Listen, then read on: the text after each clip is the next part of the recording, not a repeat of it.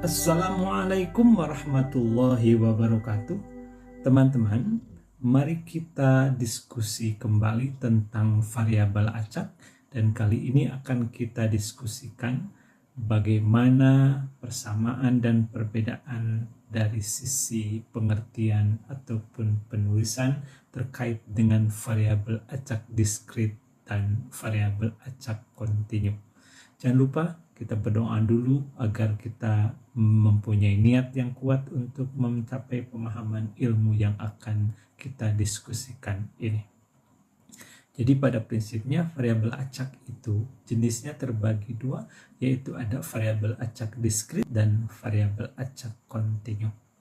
Pada video lain ada pembahasan yang lebih mendalam untuk masing-masing. Setelah nanti teman-teman melihat video ini, silahkan untuk digali lebih dalam lagi. Nah, variabel acak diskrit dan kontinu ini kita mulai diskusinya dari cara penulisannya terlebih dahulu. Dan istilah untuk fungsi peluang untuk variabel acak diskrit dan kontinu ini ada perbedaan, di mana untuk variabel acak diskrit istilah yang dipergunakan biasanya adalah PMF. Ini singkatan dari probability mass function.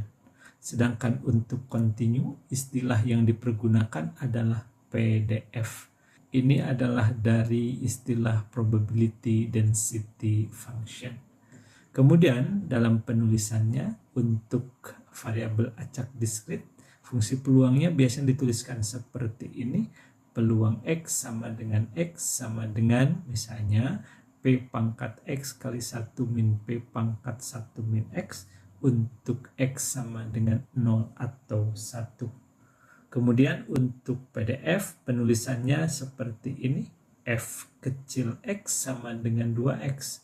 Untuk X dalam interval 0 lebih kecil dari X lebih kecil dari 1.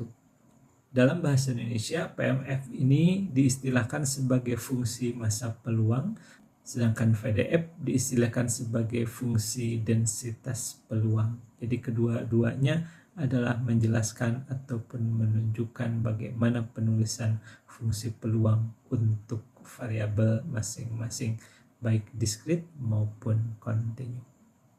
Kemudian dalam penulisan lain, boleh jadi teman-teman menemukan cara penulisan yang berbeda seperti ini. Peluang X sama dengan P pangkat X kali 1 min P pangkat 1 min X untuk X sama dengan 0 dan 1. Kemudian berharga 0 untuk X lainnya. Demikian pula untuk PDF bisa dituliskan juga dalam bentuk seperti ini. F kecil X sama dengan 2X untuk 0 lebih kecil X lebih kecil dari 1. Kemudian 0 untuk X lainnya. Nah, tapi hati-hati teman-teman. Bisa jadi penulisannya dalam bentuk interval seperti ini. 0 lebih kecil sama dengan X lebih kecil 15. Nah, ini harus kita perhatikan X ini apa. Nah, jika X ini merupakan jumlah penumpang dalam bis, hati-hati bahwa X ini bukan variabel acak kontinu meskipun ditulis dalam bentuk interval. Tapi ini tetap adalah variabel acak diskrit. Karena ketika kita akan menyebutkan jumlah penumpang, tentunya kalau paling kecil 0, selanjutnya bukan 0,1 atau 0,01 dan seterusnya, tetapi dari 0 pasti langsung ke 1, kemudian kedua, yang pada akhirnya X ini akan berupa bilangan-bilangan bulat yang dapat dihitung. Selanjutnya, mari kita lihat bagaimana perhitungan untuk peluang dari variabel acak diskrit dan kontinu ini dilakukan. Nah, dalam menghitung peluang di suatu titik kejadian tertentu, untuk variabel acak diskrit maka akan dituliskan seperti ini, peluang X sama dengan X. Bagaimana dengan intervalnya? Jika kita ingin menghitung peluang variabel acak diskrit dalam bentuk interval ruang sampel tertentu, maka bisa saya dituliskan seperti ini. Peluang A lebih kecil sama dengan X lebih kecil sama dengan B. berarti kita akan menghitung peluang masing-masing. Ini kumpulan dari titik-titik ini sendiri, karena sekali lagi bahwa ruang sampel dari variabel acak diskrit dapat kita hitung. Berarti di sini dari mulai A, kemudian nanti A plus 1, A plus 2, seterusnya sampai ke nilai B ini. Kemudian bagaimana kalau untuk variabel acak kontinu? Ternyata kita tidak bisa menghitung peluang di suatu titik tertentu. Kenapa? Mari kita lihat dulu yang perhitungan peluang untuk di intervalnya. Misalnya peluang A lebih kecil X lebih kecil B. Maka untuk variabel acak kontinu, perhitungan peluangnya akan sama dengan seperti ini. Dia akan menggunakan integral. Jadi integral dari A sampai B untuk fungsi peluang atau PDF tadi f kecil X dx. Kemudian kita hitung. Ya, ini berarti rentang atau ruang sampelnya ada di antara dua batas A dan B. Nah, jadi dengan demikian tadi kalau hanya satu titik berarti dia akan mencari peluang dari A lebih kecil X lebih kecil A lagi. Maka kalau A di sini dan di sini juga A, maka integralnya tentunya dari A ke A.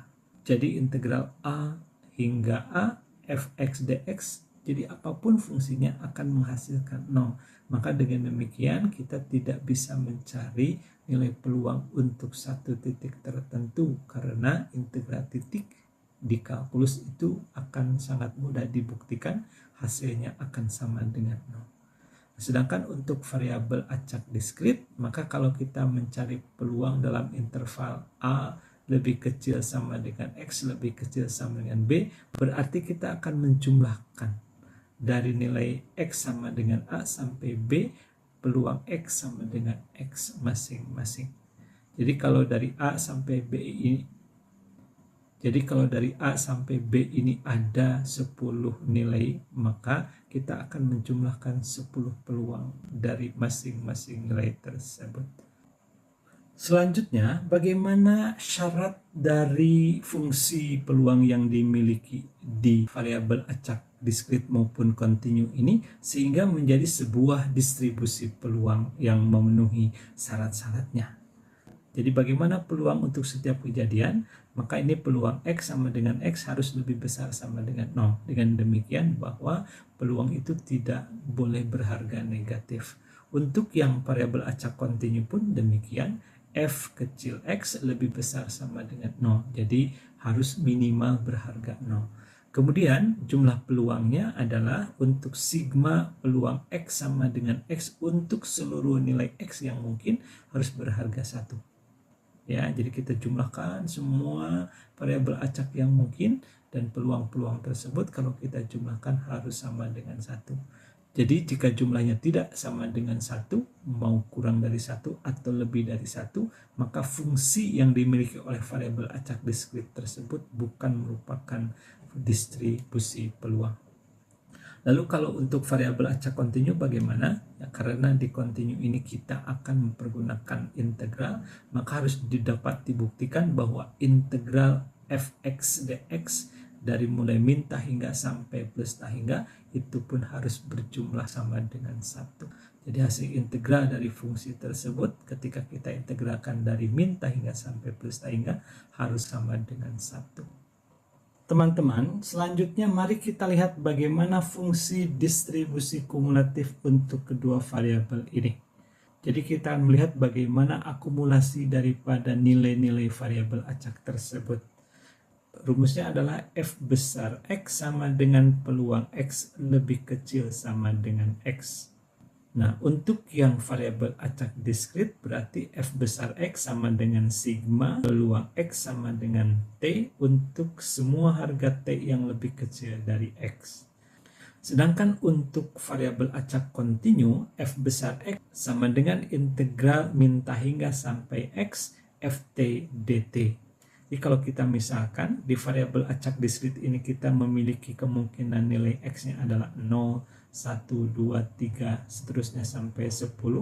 Maka kalau kita mencari F2 artinya apa? Kita akan menjumlahkan peluang 2 beserta peluang-peluang untuk variabel yang lebih kecil dari 2, yaitu 1 dan 0. Maka di sini caranya adalah F2 sama dengan peluang X sama dengan 0 ditambah peluang X sama dengan 1 ditambah peluang X sama dengan 2.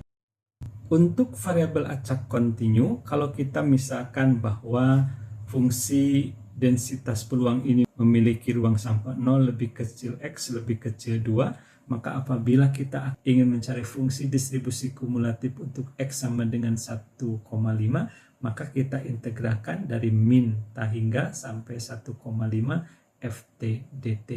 Ft dt masih tetap nanti sesuai ataupun sama dengan fungsi densitas peluang yang dimiliki, hanya tinggal mengganti variabel X menjadi T.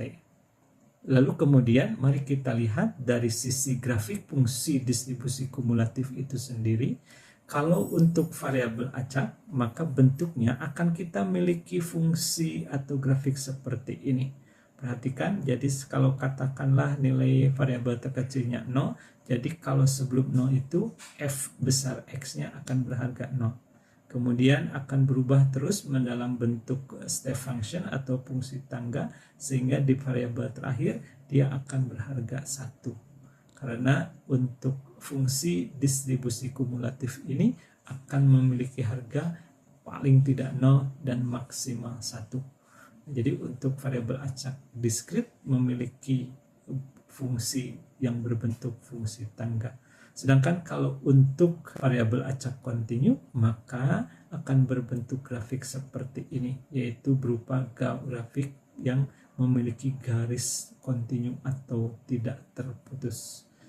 Jadi itulah perbedaan secara grafis dari fungsi distribusi kumulatif untuk variabel acak diskrit dan untuk variabel acak kontinu.